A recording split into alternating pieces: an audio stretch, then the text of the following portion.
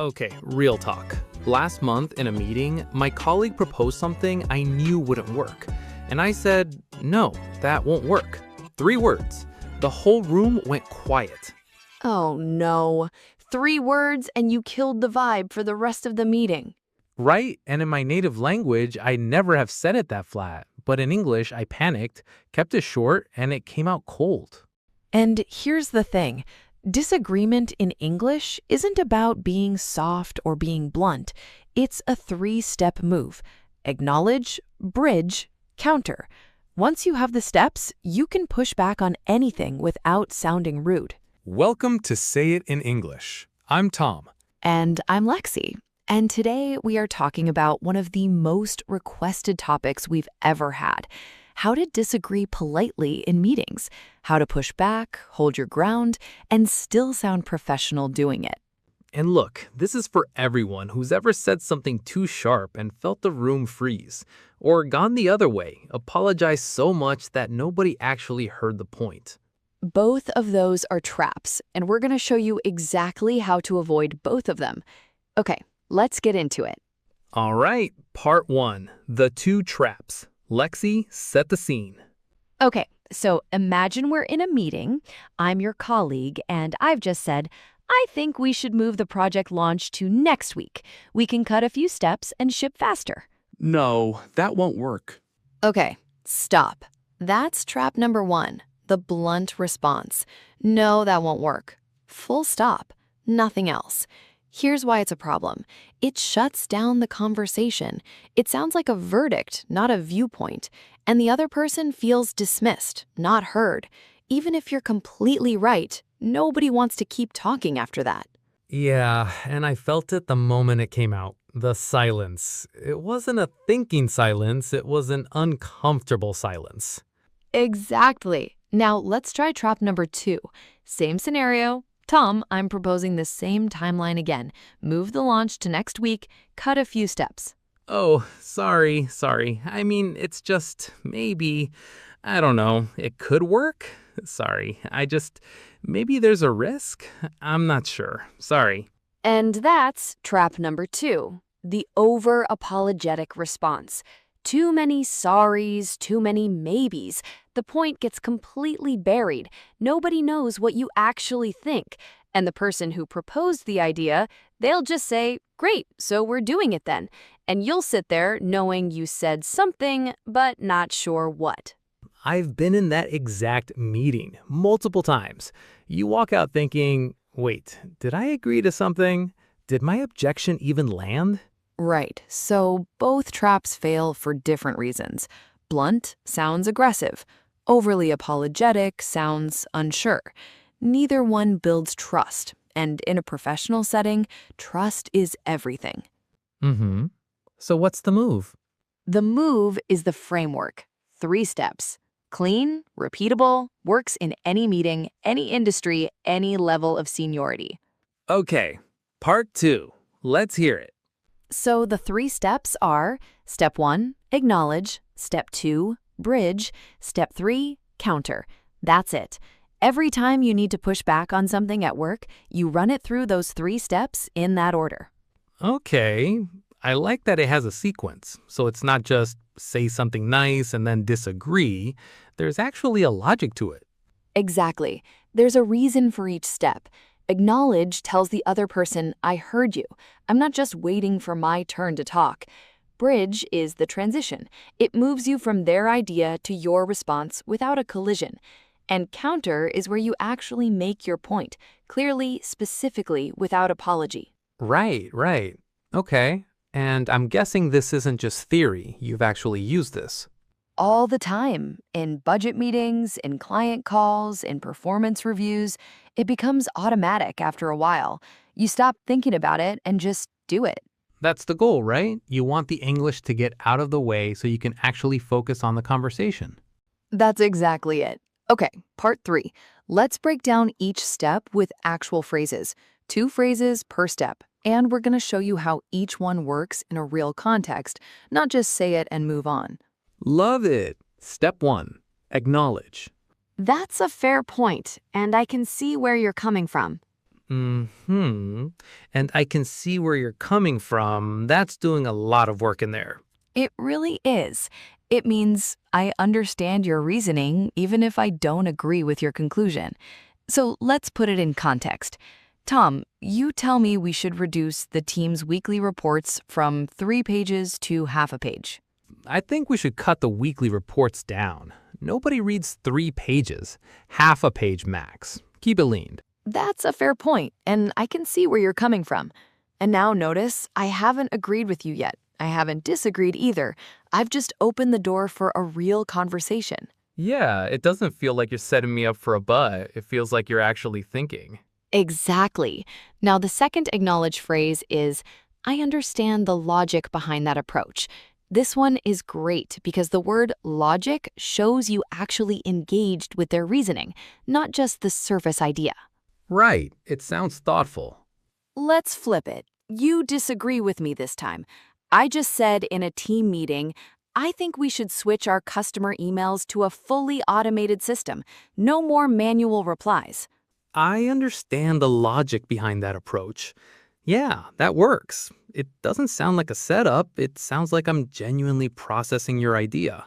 And that's all we need from step 1. Just land the acknowledgement and then move to step 2, which is the bridge. And this is where a lot of people make the classic mistake. The but problem. The but problem. Here's the trick. The word but tells the other person to brace for impact. Everything before the but sounds like a fake warm-up. That's a great idea, but... And suddenly, everything before that word disappears. The other person only hears what comes after. Oh, that's actually really interesting. So the but cancels the acknowledge? Completely. Linguistically, but signals a reversal. That said, and what I'd add, don't. They signal a continuation. The listener stays open. So instead of but, we use the bridge phrases. Phrase 3. That said, I see it a little differently. Mm-hmm. That said, it's like a soft pivot. Exactly. Let's put it in context. I'm going to propose cutting the marketing budget by 30% to save costs this quarter. I understand the logic behind that approach. That said, I see it a little differently. Nice. You're still with me at that point. I haven't felt attacked. I'm listening. Now, phrase 4. What I'd add to that is, this one is softer. It's especially useful when you're not fully disagreeing. You're building on something but redirecting it. Oh, interesting. So it's less of a pushback and more of a, here's something you might have missed. Exactly. Let's do it. Tom, you're proposing we onboard the new software system in 2 weeks. That's a fair point, and I can see where you're coming from. What I'd add to that is the training timeline might need more room than 2 weeks allows. See how that lands? It's collaborative. You're not saying my idea is wrong. You're saying here's a dimension you maybe didn't factor in. That's how disagreement becomes discussion. Yeah, okay, I'm starting to see why the structure matters. Because without the bridge, even a good point can feel like an attack. 100%. And now step 3, the counter. This is where you actually say what you think, clearly, specifically, and without hedging. But here's the key. The counter isn't emotional. It's specific. Wait, hold on. But what if I really do think the idea is bad? Like, genuinely bad? Don't I have to say that? You do, but here's the rule. Name the concern, not the feeling. Don't say, I think this is risky. Say, my concern is that we only have 3 weeks of runway and the vendor hasn't confirmed availability. That's specific. That's something people can work with. Feelings close conversations. Specifics open them. Specific over emotional. Got it. So what are the phrases? My concern is that specific reason.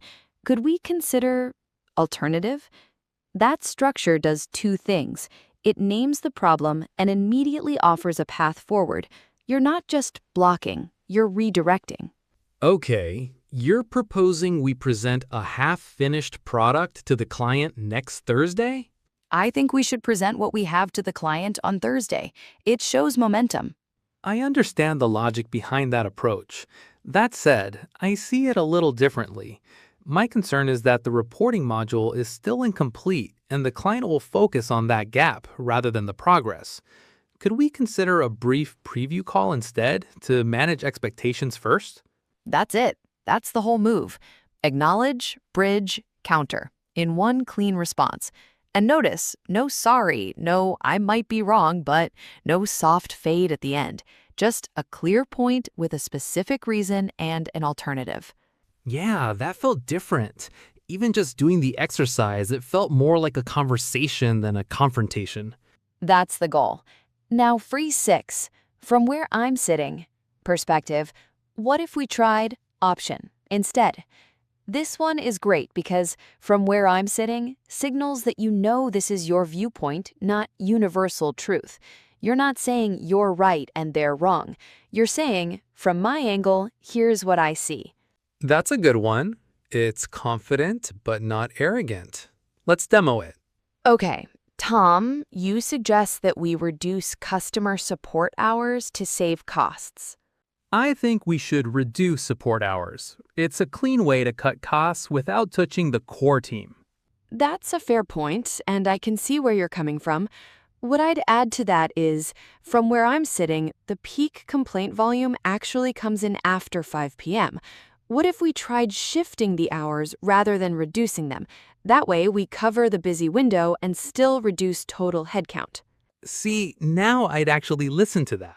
I'd think, okay, she has data behind this and she's not just shutting me down.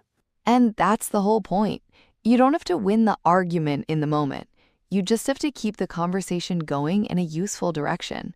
Okay, so we've done acknowledge, bridge, counter. We've done all 6 phrases with examples. Now you said we'd do a full role swap, which I'm kind of dreading. You'll be fine. Part 4, the full demo. And this time, Tom, you're the one proposing, I'm the one pushing back. Same setup as part 1, but reversed. All right, so team, I think we should move the project launch to next week. If we trim a few steps, we can ship faster and get ahead of the competitor timeline. I understand the logic behind that approach, and moving faster does make sense given the competitive pressure.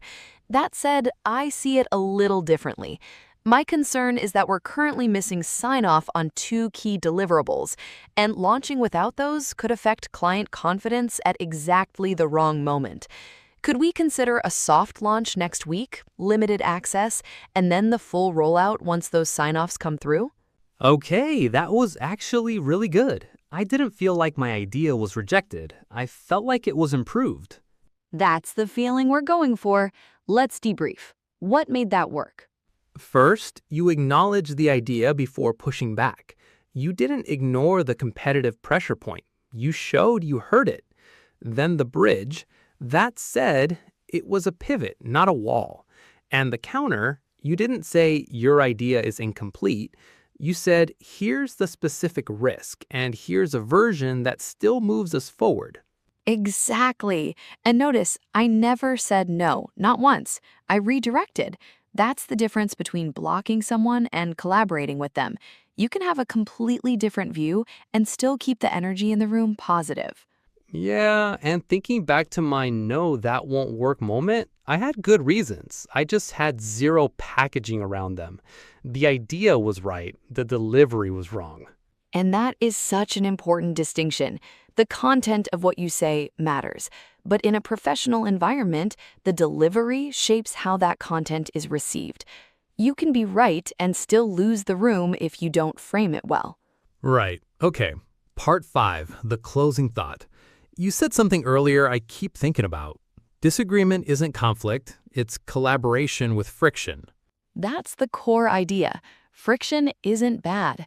A meeting where everyone agrees with everything is actually a dangerous meeting. It means people are either not thinking critically or they don't feel safe enough to speak. Real collaboration has friction. Ideas push against each other, and something better comes out. And what this framework does is it makes the friction productive. It keeps the conversation moving forward instead of turning it into a standoff. Exactly. And once you start doing this consistently, people in your meetings will notice. not because you're agreeing more, but because your disagreements are more useful. You become the person who challenges ideas constructively, and that is a real professional reputation to have. Yeah, the person who doesn't just go along with things, but also doesn't blow up the room, that person gets listened to. That person gets listened to. And in English, knowing how to be that person is a skill, a learnable skill, which is exactly what today was about. Quick recap before we wrap. Step 1, acknowledge. That's a fair point and I can see where you're coming from. Or, I understand the logic behind that approach. Step 2, bridge.